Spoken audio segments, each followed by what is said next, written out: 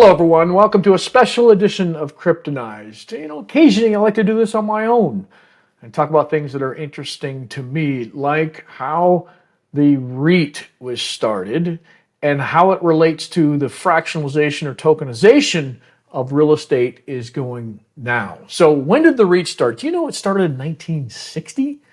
And this is a result of a guy named Thomas J. Brohill that petitioned his cousin, Joel Brohill, who was a U.S. senator. And he basically convinced him to sponsor this bill, which later became part of the President Eisenhower's cigar excise tax extension of 1960 into law. Now, normally I'd be like throwing my hands up on something like this, but this was actually good because, yes, it was a cigar excise tax law, but they threw in this opportunity for people to create REITs in with it.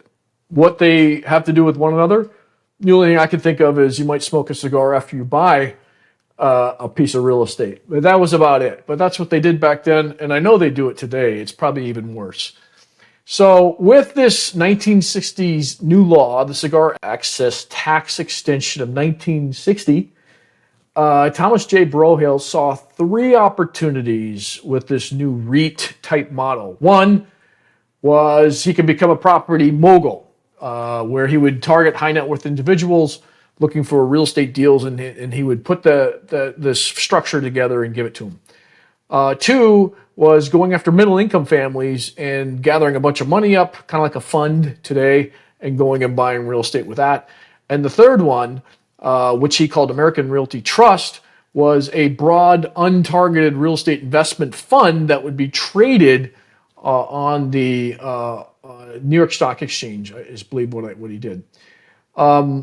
He was skeptical of the first two. Actually, he was skeptical with all three of those models, but ultimately he decided on the American Realty Trust, which was the one that won out, which is the kind of the modern day REIT of today. In fact, he branded it, focusing on the American aspect of it, and Realty Trust, and he called it American Realty Trust, of all things. And he did what we would consider today a lot of guerrilla marketing.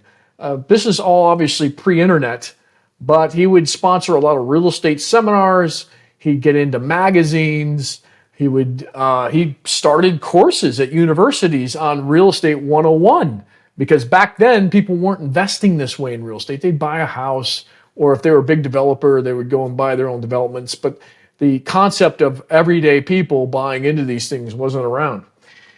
It wasn't until he put up billboards all around the United States did he get the recognition that he was looking for, and the tipping point. And that from that point on, once he had that, the REIT became synonymous with smart, accessible real estate investing.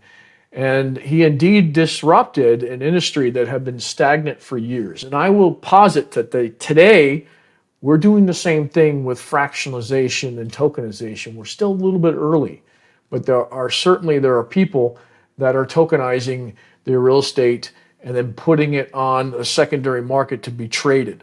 There's also companies that are fractionalizing real estate.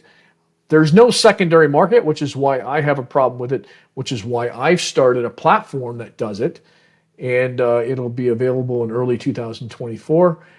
And I do think this is the future of real estate and how it will be done, because now you can invest in really any real estate project. You don't have a REIT with a middleman. Although REITs have secondary markets, they're very liquid.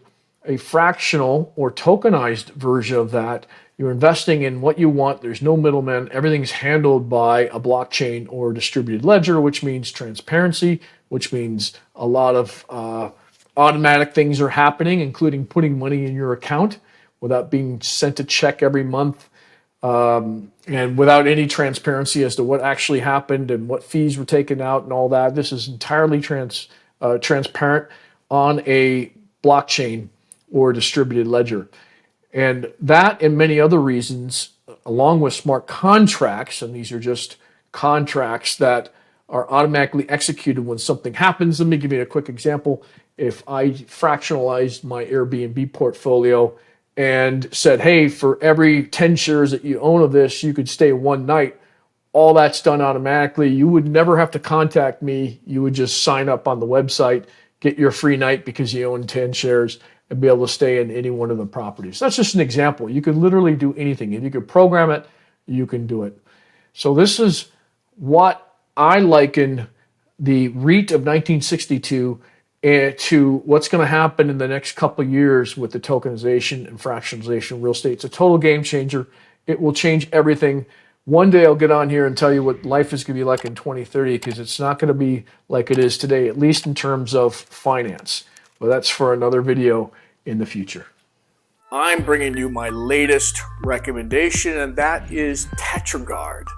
Tetragard is a basket of tokens, like an ETF almost, that's got Bitcoin, Ethereum, PaxG, and a fee token called Quadrant.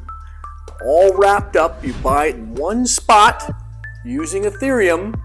The link to buy is right here. And by holding this basket of tokens called Tetragard, you get paid rewards just to hold the top tokens in the world. You can't go wrong. You'd be crazy to buy these tokens separately and not get anything for them, when you can just do it all at once in one spot and get paid rewards as long as you hold that basket of tokens. Again, Tetragard, you won't go wrong.